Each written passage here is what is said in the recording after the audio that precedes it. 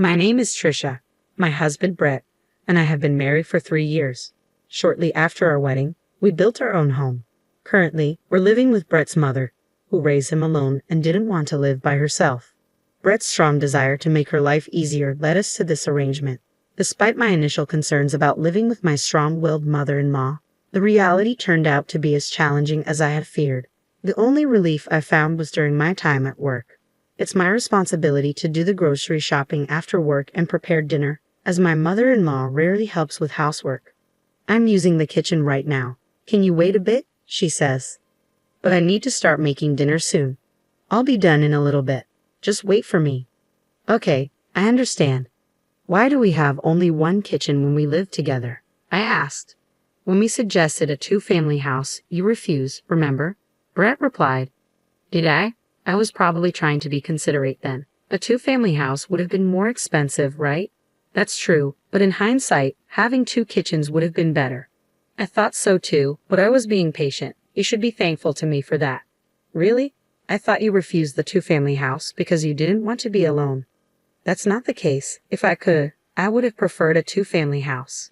"Should we consider renovating then?" I asked. "Fine by me, but I can't pay for it. If we do, we'd need some financial support from you as well." Brett's mother replied, "I have no intention of working anymore, and I spent a lot raising Brett as a single mother. I hardly have any retirement savings, so I can't contribute. But Brett and I are covering all the household expenses, including the mortgage and utilities. If you want a 2-family house, we need your help. I don't have any money to spare. I spent all my money on Brett. He's working at a good company, so he should pay me back more than I spent on him. If that's the case, we'll have to cooperate and get along from now on." "Why do I have to be told what to do by you? If you earn more money, you can afford to renovate, can't you?" "I'm not telling you what to do. My salary isn't going to increase any further, so please don't count on me. Even though Brett makes a high salary, because he married you with your low income, we can't live comfortably at all," Brett's mother remarked. "What are you trying to say?" I asked, feeling a sting of anger. Sometimes I can't help but think it would have been nicer if Brett had married someone better. "Is that so? You're able to live comfortably because of my son, who I've raised so carefully, so don't get too big for your britches. I'm working too, you know. I know exactly how much you make. You should be more grateful to my high-earning son." "I am grateful, but what? If you're living off the money my son earned, don't complain about this and that. I might be relying on him, but I do earn my own money as well." Enough, she snapped. "Why are you so angry?" I asked, feeling the tension in the air. "If you were highly paid, I wouldn't have to endure these difficult days. That's why I'm irritated," she replied with frustration evident in her voice. "Even if you tell me that now, why do I have to spend every day alone with you?" I questioned. "Because Brett is on a business trip. We have no choice. He's hardly been home for the past 3 years," she explained. "It's his job, so we can't help it," I reasoned. "He didn't go on business trips before we got married. Why did this start happening?" she wondered aloud.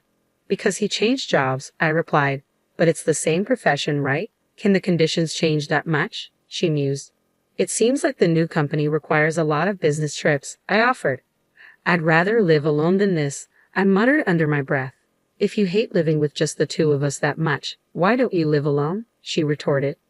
"Are you going to pay for my living expenses then?" "Maybe I'll do that," I countered. "Why don't you ask Brett?" she suggested. "Brett will definitely want to live with me," I predicted. "That may be true. I'll talk to him when he comes back on the weekend," she agreed. During the week, Brett is away on business trips, leaving just me and my mother-in-law in the house we built. Despite my discontent, I tried my best to avoid conflict, but it seemed Trisha also disliked living with me. We decided to discuss it when Brett returned home. It became apparent that it wasn't working out with the 3 of us, so I spoke to Brett first. "Your mom said she doesn't like living with just me," I informed him. "What? Why?" Brett questioned, puzzled. "She doesn't like that you're not at home because of your business trips," I explained. "Well, I can't help it. It's my job," Brett reasoned. "Why is it my fault?" I defended.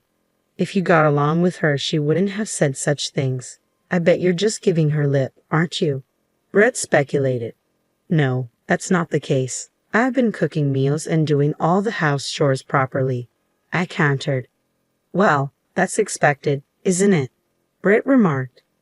What do you mean by that? I questioned.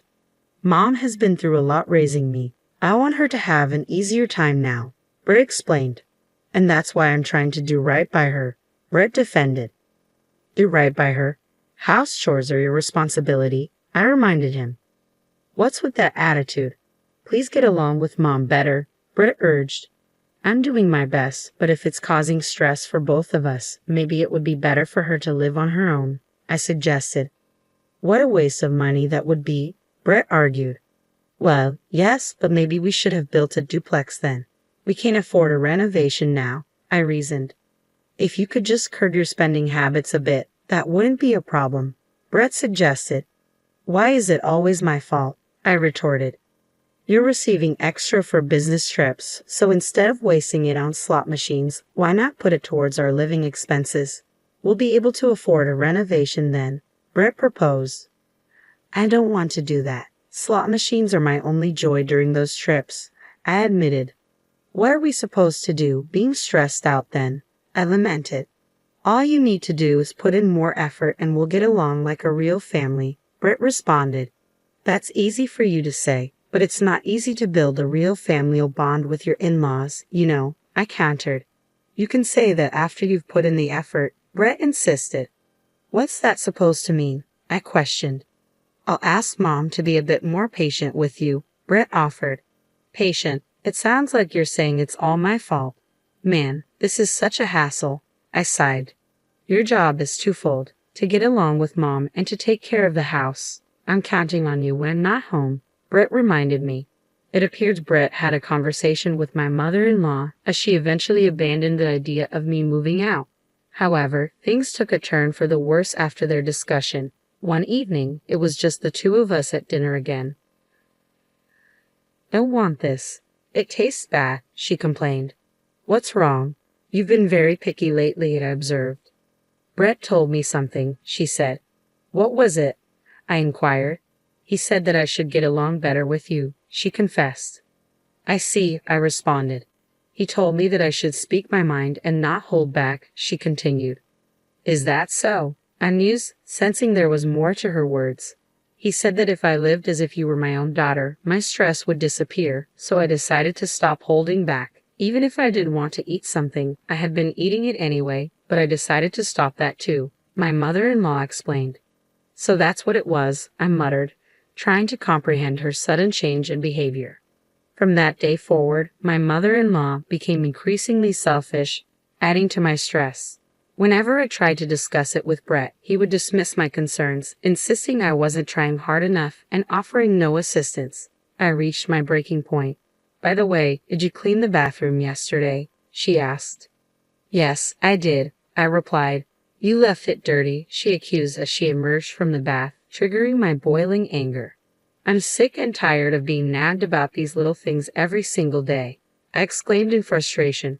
Ha! Brett told me to treat you like my real daughter, so that's what I'm doing, my mother-in-law defended.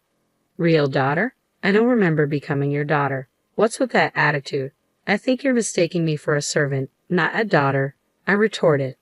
Well, now that you mention it, you do seem like a servant, she remarked. I'm not your servant, I insisted. Then why don't you leave? She challenged. That's what I should be saying. What?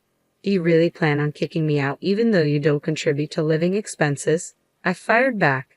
Of course, Brett is the head of the household, she asserted.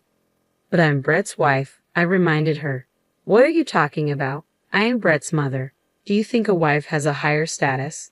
My mother-in-law challenged. It's not about status or anything like that, I clarified. Then what is it? Do you think Brett will choose you over me? She prodded. I think Brett will choose you, mother-in-law, because he cherishes you so much, I reassured her. That's more like it. Are you really sure it's okay if I leave? She questioned. Why worry? It'll definitely be okay without you. I feel relieved, actually. I admit it. Is that so? Even if it might make things financially difficult, it's okay? She pressed. Huh? Why worry? It's none of your business, I responded defensively. I understand. Brett earns $70,000 annually. We're comfortable, so stop undermining us, she insisted. I'm not undermining. I'm just worried, I confessed. There's no reason for you to worry. Stop belittling us. Get a divorce quickly. Understood? My mother-in-law commanded.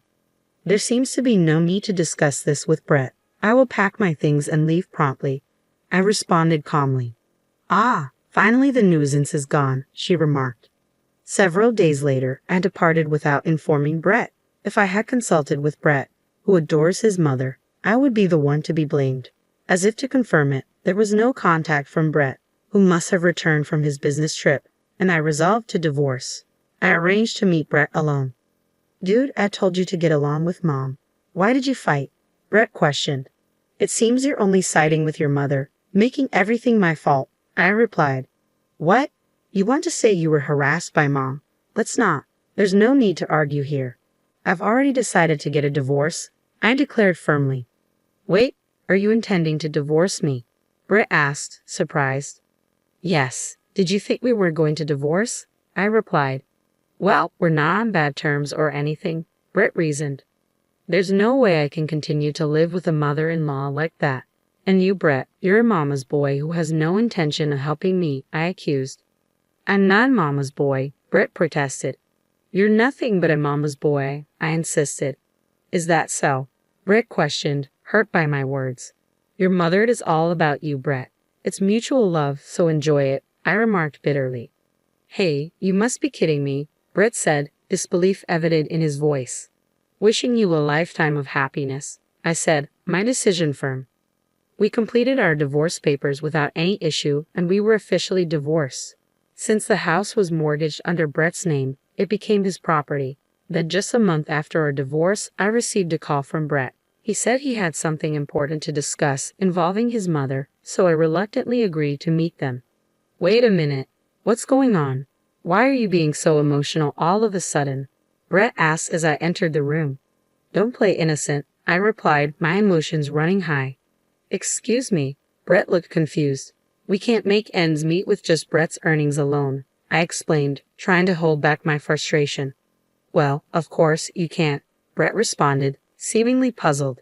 What do you mean? I asked, feeling a mix of confusion and irritation. We completed our divorce papers without any issue, and the house, under Brett's name, became his. Just a month after our divorce, I received a call from Brett. He said he wanted to discuss something important with me involving his mother, so I reluctantly agreed to meet them. Wait a minute. What's going on? Why are you being so emotional all of a sudden? I questioned as I entered the room. Don't play innocent, Brett responded, his tone tense. Excuse me, I replied, taken aback. We can't make ends meet with Brett's earnings alone, Brett explained, his frustration evident. Well, of course, you can't, I replied, trying to understand. What do you mean? I asked, sensing there was more to the statement. We used to pay for our living expenses with my earnings as well, and he's bringing home less than I thought, not even $70,000 a year, Brett revealed. It seems like you were mistaken, mother-in-law, I interjected. What do you mean? She asked, confused. The one making $70,000 a year is me, I confessed. What? Then how much does Brett make? She inquired, surprised. Brett used to earn around $50,000 a year before he changed jobs, but it dropped significantly after that, I explained. I didn't know that, she admitted. Well, it's not a surprise you didn't know. It's not something we would necessarily tell you, I replied. Even so, his take-home pay is way too low, she concluded, concern evident in her voice. That's because his salary is being deducted for his gambling debts, I confessed.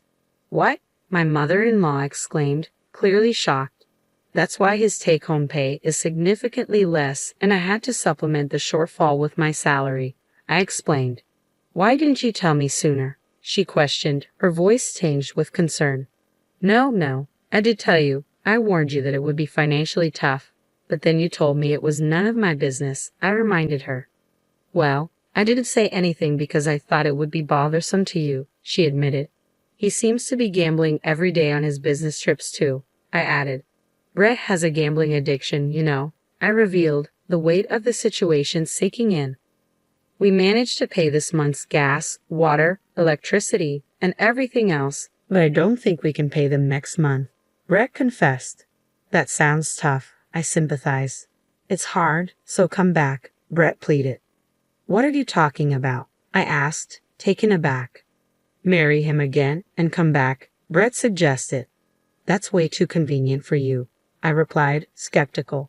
If you come back, I promise I won't meddle or complain anymore. I apologize for everything in the past, please, Brett begged. That's impossible, I asserted, knowing deep down it wasn't the solution to our problems. At that point, Brett, who had been silent all along, spoke up. I didn't know anything about the money situation either. I thought we were making do with just my salary, Brett admitted. There's no way that was possible.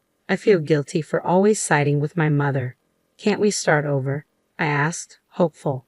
Being able to leave a gambling addict was a relief, so remarrying is absolutely out of the question, I added firmly.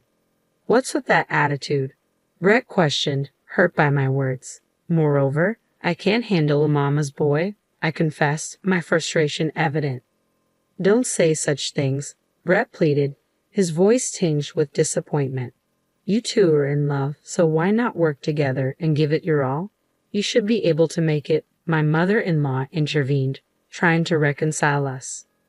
I beg you, Brett added, his tone pleading. Are we done with this topic? If so, I'd like to leave soon. It's my day off and I have things to do, I stated, trying to end the conversation. Please come back home. If you don't, I'll be the one who has to work, Brett's mother pleaded. Please work hard and support Brett. I'm counting on you, Brett added, his tone desperate. Ignoring their pleas for reconciliation, I left. I had kept their contacts in case something happened, but I took this opportunity to block them and delete their contacts.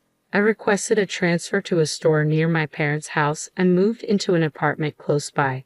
Brett's house was about a 2-hour drive away, and Brett disliked my father, so he probably wouldn't come to this area. Half a year later, I worked at the previous store near Brett's house for the first time in a while as part of a support team. I was curious and passed by their house only to find a surprising sight. The house was up for sale. They must have been unable to make the payments. Then, while I was at work, I saw my mother-in-law, and she noticed me and approached me. I finally found you, she said, her tone serious. What's going on? I asked, feeling a mixture of curiosity and apprehension. I thought we might meet if I waited here, my mother-in-law admitted when she saw me. To my surprise, she was working at the supermarket next to the cell phone shop where I worked. Are you working? I asked, noticing her uniform. You can tell by looking, she replied, a hint of sadness in her voice. So you're working here in hopes of seeing me? I questioned. That's right. I wanted to ask you to come back home as soon as I saw you, she confessed. Are you still saying that? I have no intention of returning, I stated firmly. Don't say that, she pleaded, her eyes pleading for understanding. We had to sell our house and can't live there anymore, she revealed, her voice heavy with regret. I see, I responded, feeling a pang of sympathy despite my resolve. We're somehow managing to live in a small apartment, just the two of us, my mother-in-law shared. Well, that's good. You're living happily with your beloved son, I replied, trying to sound positive. Don't mock me, and Brett has a part-time job. He often doesn't come home on his days off. We barely have any time to talk, she lamented. Is that so? Brett must be having a hard time, I sympathized. I didn't want to work anymore, but look at me now, she sighed. You're having a tough time too, but please continue to support Brett, I encouraged. I can't do it. Please, won't you consider reconciling? She pleaded. Stop being so persistent. I've told you it's impossible, I replied, my tone firm. Don't say that, please, she begged, her voice trembling. I have to get back to work. I don't have time to engage in pointless conversations, I stated, trying to end the discussion. It's not pointless for me, she whispered, her eyes filled with sadness. It's a pointless conversation. I wish you and Brett a long and happy life together, I declared, attempting to end the discussion. Wait a minute, my mother-in-law pleaded, desperation evident in her voice. Apparently, the two of them who sold the house are now living in a small apartment. As far as I know, they still have 2 years left to repay their gambling debt, so they'll probably live hand to mouth until then. I hope they can work together and overcome this. As for me, I'm doing my job every day with energy and enjoyment. Things have been going well for me since the divorce. Good things come in bunches, and I'm grateful to be dating a wonderful man right now. I want to be happy next time.